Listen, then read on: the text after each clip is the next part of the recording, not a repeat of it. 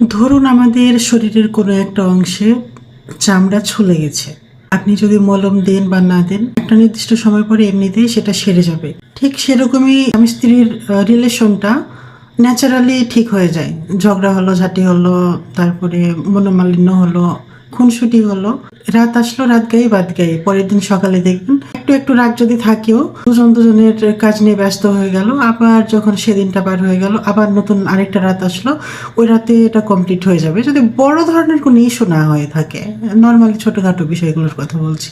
এরকম পরিস্থিতিগুলোতে আবার হয় কি, যদি হাজব্যান্ড ওয়াইফের মধ্যে কেউ নাক না গলায়, অর্থাৎ তাদের সমাধান করে দিব এই উদ্দেশ্যে যদি কেউ মাথা না ঢুকায় তাদের রিলেশনের মধ্যে, তাহলে ন্যাচারালি এক রাতে সব ঠিক হয়ে যায় এবং বড় জোর পরের রাতে সব ঠিক হয়ে যায়। দু পরিবারের যে কেউ হতে পারে বা খুব ঘনিষ্ঠজন কেউ হতে পারে, ভাবে যে এদের